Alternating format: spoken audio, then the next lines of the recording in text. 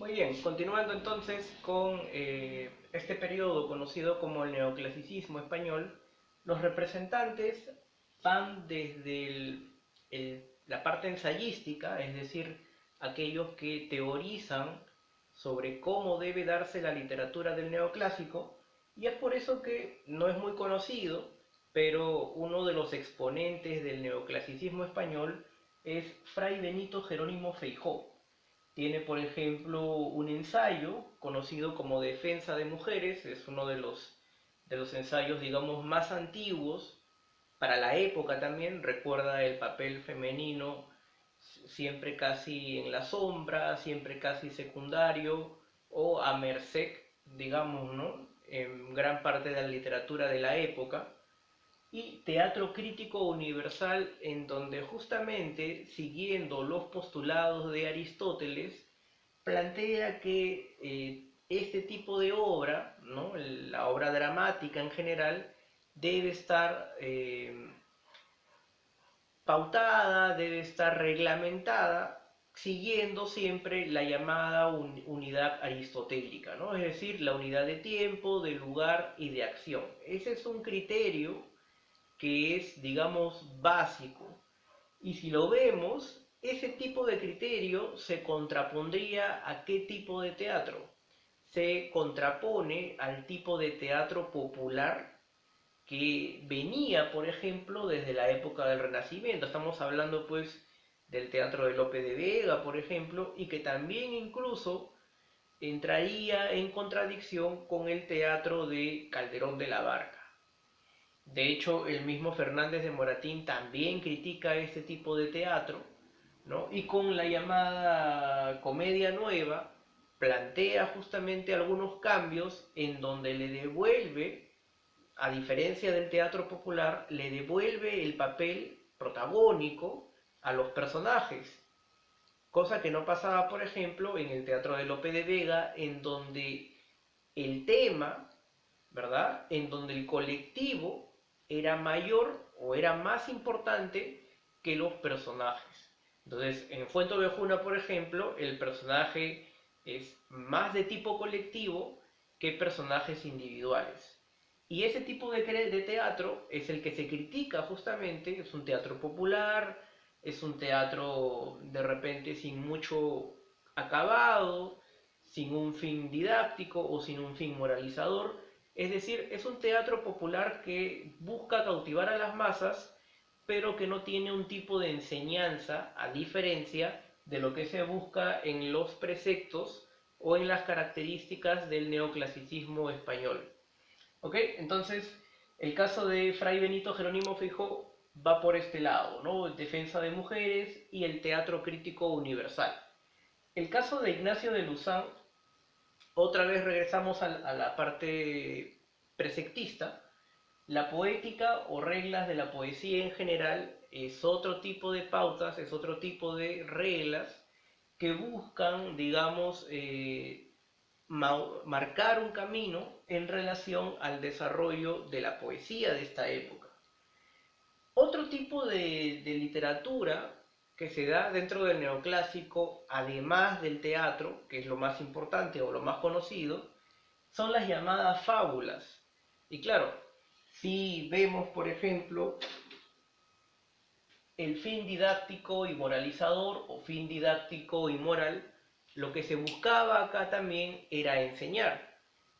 Y, digamos, si buscamos enseñar, si buscamos ejemplificar, qué mejor manera que emplear qué cosa, que emplear las llamadas fábulas, ¿verdad? Las fábulas que ya habían aparecido, por ejemplo, con los griegos, en el caso de Sopo, es una forma bastante antigua y es una forma que tiene, digamos, mucha llegada, sobre todo si es que uno busca enseñar o dejar un mensaje. Entonces, la mayoría de las fábulas, ¿por qué se caracterizaban? Tenían la característica, en todo caso, de dejar una enseñanza, de dejar una reflexión, o como aparecía en la mayoría de fábulas, dejaba una moraleja, ¿verdad? Y eso hacía, en todo caso, que el mensaje sea todavía mucho más claro. En España ya habíamos tenido un libro, ¿no? Que es el Conde Lucanor, o el libro de ejemplos del Conde Lucanor, en donde imitaba esta forma. Pero aquí en el neoclasicismo vamos a tener dos exponentes. Uno va a ser Tomás de Iriarte con fábulas literarias, ¿no? Y el otro va a ser Félix María de Samaniego con fábulas morales. Entonces, estos dos libros, el de Félix María de Samaniego y el de Tomás de Iriarte, ¿qué tipo de característica cumplen? Cumplen con el fin didáctico y moralizador, ¿verdad? En cambio, los libros de Ignacio de Luzán, el libro de Fray Benito Jerónimo Feijó, ¿qué característica estaría, digamos, representada en esa clase de obras? Estaría, por ejemplo, con el preceptismo, ¿verdad? Podemos colocarlo acá. El preceptismo lo que busca o lo que tiene como finalidad es seguir una serie de reglas.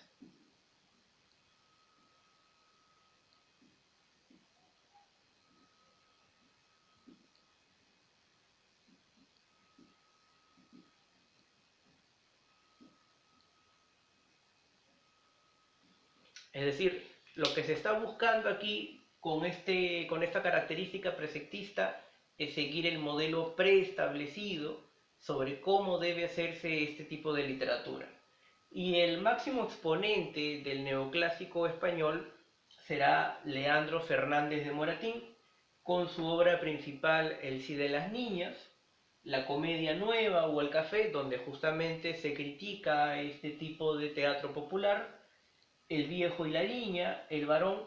Todo ello aparece bajo lo que le explicaba en semanas anteriores, aparece bajo el rótulo de comedias. Pero a toda obra, a toda producción teatral de la época, era común decirle comedia. Es decir, se le decía comedia al drama, a la tragedia y a la misma comedia o tragicomedia. Todo ello estaba englobado bajo el término comedias. La derrota de los pedantes, que es sátira, también se dedicó a las traducciones, sobre todo traducción de obras francesas e inglesas, ¿no? Traduce a Molière, traduce a Shakespeare, ¿no? El caso de Hamlet. Y el caso de Leandro Fernández de Moratín es emblemático porque afrontó una serie de dificultades, se le acusó porque en el proceso de la invasión española, José Bonaparte, junto con su hermano, ¿no? logran la invasión de España y José Bonaparte lo nombra bibliotecario mayor en España. Y ya luego cuando los franceses fueron desafectados, cuando los franceses fueron expulsados de territorio español, las críticas van a apuntar hacia él, ¿no? Lo acusaron de ser una persona que ayudaba a los franceses, ¿no? Que era pro-francés, y lo terminaron desterrando. El Sí de las Niñas, que es la obra principal de este autor, pertenece al género dramático, la especie, y acá es donde muchas veces viene la confusión. Usted me dijo que era comedia y acá dice que es drama costumbrista. Claro, en lo general, ¿no? Si uno lee las obras de esta época, de aquí y del Perú, todas son llamadas comedias, pero en realidad ¿no? las especificaciones son diferentes. El Sí de las Niñas es un drama costumbrista, es un drama de costumbres. Estructuralmente está dividido en tres actos. Y una característica adicional que les quiero agregar es que el Sí de las Niñas es una de las primeras obras que rompe con la característica de ser escrita en verso. El Sí de las Niñas está escrita en prosa. Les había mencionado, por ejemplo, que era propio del teatro ser escrito en verso, como en el caso de Lope de Vega, que se usaba sobre todo el verso octosílabo. El tema del Sí de las Niñas es el casamiento concertado por los padres, ¿no? Esa es una de las críticas en sí, el casamiento concertado por los padres, Y el espacio para hacer cumplir y hacer valer la unidad de tiempo del lugar, ¿no? y temática es una posada en Alcalá de Henares. ¿Quiénes son los personajes? Doña Irene, que es la madre de Doña Francisca o Paquita, Don Diego, que es un anciano ya de 59 años, y Don Carlos, que es el sobrino de Don Diego, y que es un militar, y que usa originalmente para su relación con Doña Francisca el nombre de Don Félix. ¿Cuál es el problema acá? El problema de que, o el problema que se presenta en este caso, es una relación concertada entre Doña Irene, ¿no? O mejor dicho, es una relación concertada entre Doña Irene y Don Diego, en donde Don Diego va a casarse con Doña Francisca, que es una chica de 15 años, que está en un convento, porque era la costumbre, pues, para preservar la honra de las mujeres. El problema va a ser que Don Carlos y Doña Francisca mantienen una relación sincera, y no una relación por interés. Uno de los conflictos se da cuando Don Diego y Don Carlos se enteran que son o están involucrados con esta persona. Al final, ¿qué es lo que interesa acá? El predominio de la razón. Don Diego recapacita y permite, en todo caso, que la relación entre su sobrino y Doña Francisca continúe siendo lo más natural. Vamos a ver ahora el romanticismo en España.